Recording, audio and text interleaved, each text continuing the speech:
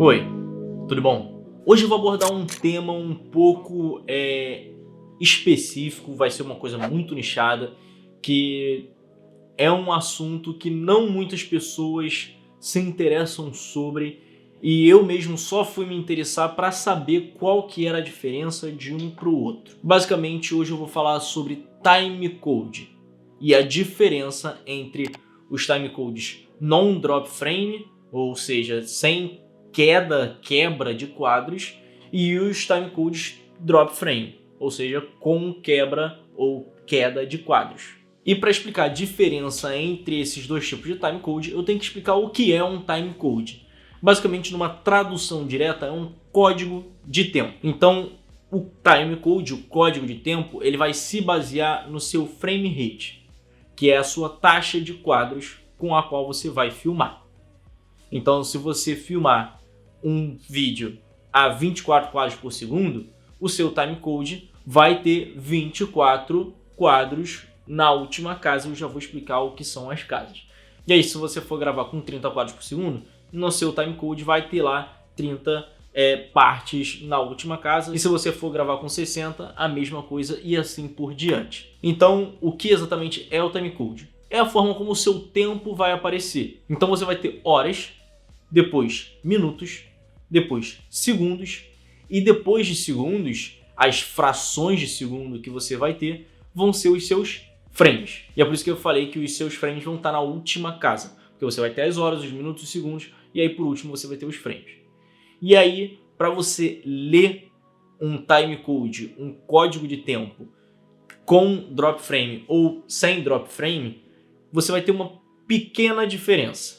Um timecode onde você não vai ter drop de frames, ou seja, você não vai ter frames caídos, quebrados ou queda de quadros, você vai ter as horas, e aí você vai ter 2 pontos os minutos, 2 pontos os segundos, o que é padrão para a amostragem de tempo que a gente tem, e aí no final você vai ter 2 pontos e os frames, beleza? Só que se você tem esse drop frame, se você tem essa queda de quadros, você vai ter as horas, 2 pontos, os minutos, 2 pontos, os segundos, ponto e vírgula e os frames.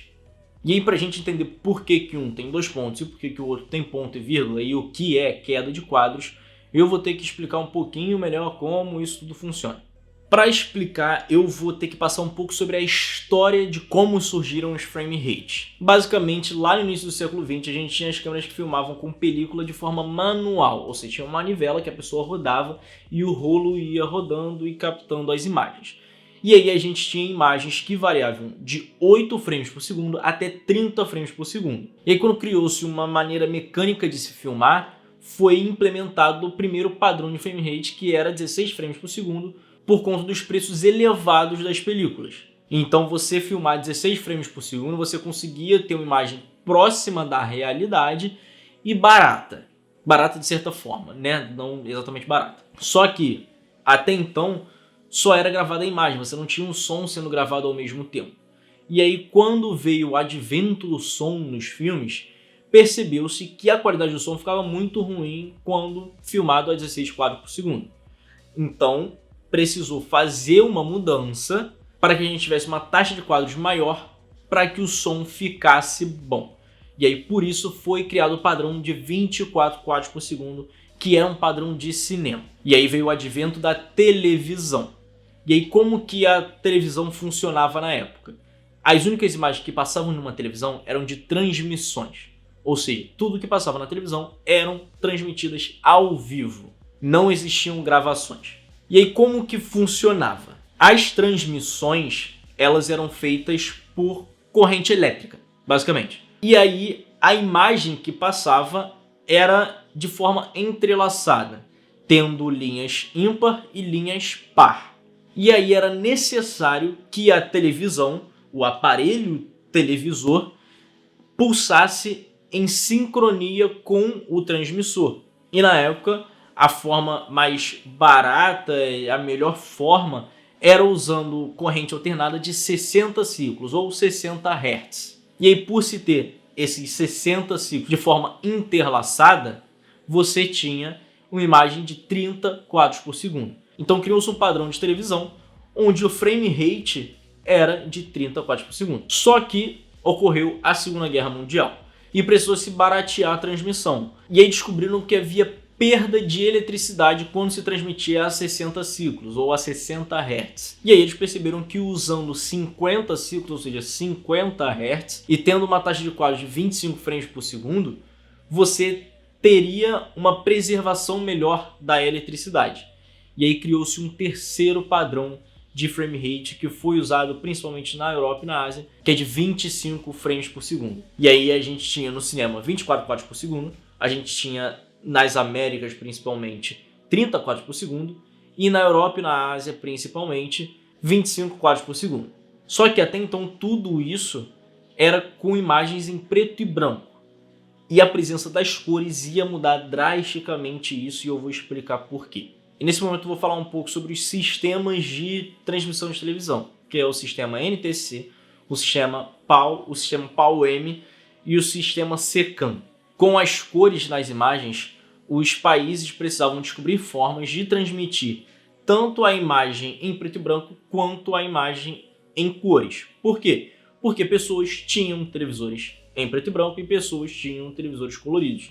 Então, as duas imagens precisavam ser transmitidas. E aí nos Estados Unidos, com o padrão NTSC, eles resolveram atrasar um pouco a imagem colorida para ela poder sair junto com a imagem em preto e branco. E aí eles atrasavam o sinal colorido em 30 por 1001 e assim criaram o famoso frame rate de 29.97. Então, nesse momento foi criado um quarto frame rate. Só que na Europa e na Ásia foi um pouco diferente. Com o sistema PAL, eles desenvolveram uma outra forma de transmitir as imagens coloridas. Basicamente, eles não mudaram o frame rate, então eles mantiveram os 25 frames por segundo.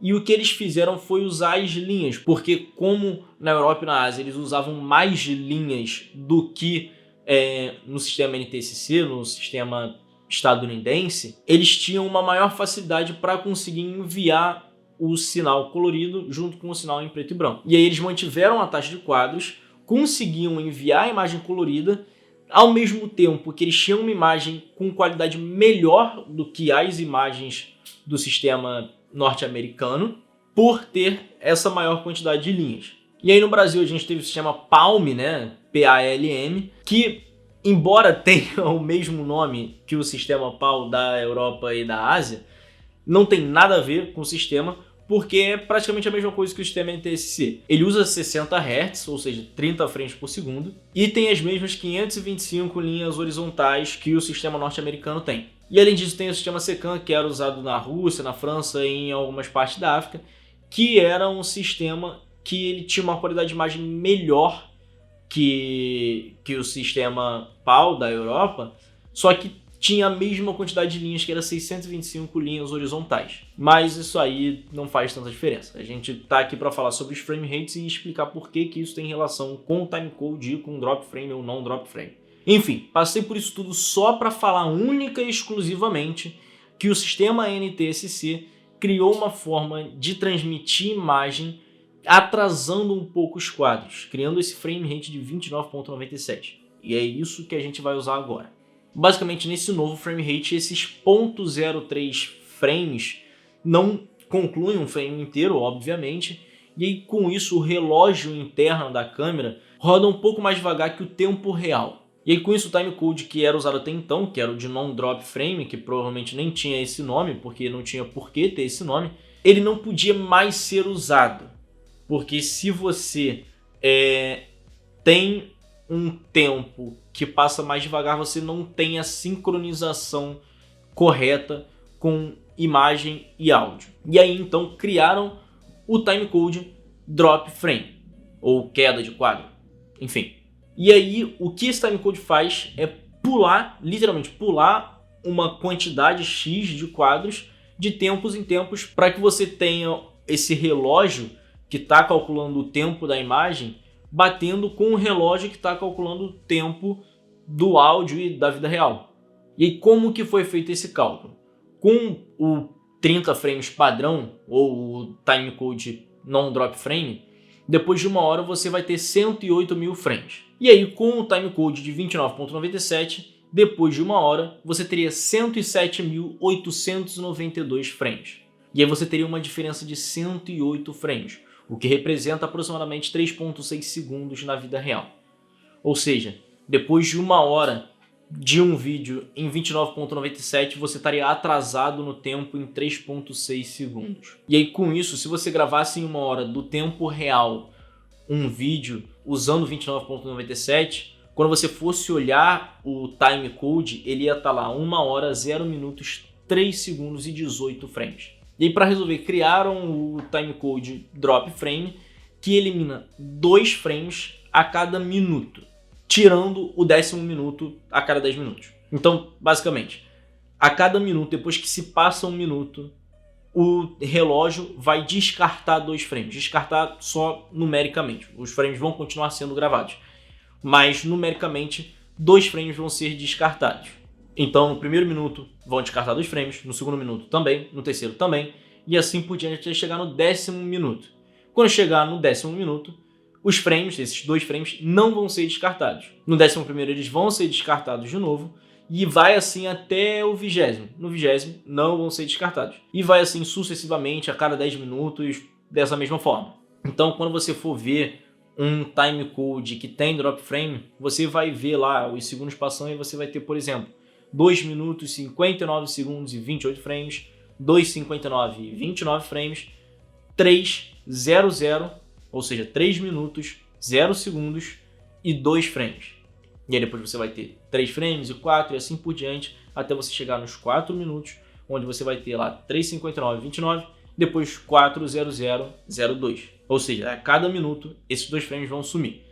E aí você vai ver que esses 2 frames vão sumir ali quando você estiver, por exemplo, no Premiere assistindo o vídeo. Isso só não vai acontecer quando você chegar em 10 minutos, porque você vai ter lá 9 minutos, 59 segundos e 28 frames, 9 minutos, 59 segundos e 29 frames. E depois você vai ter 10 minutos, 0 segundos e 0 frames.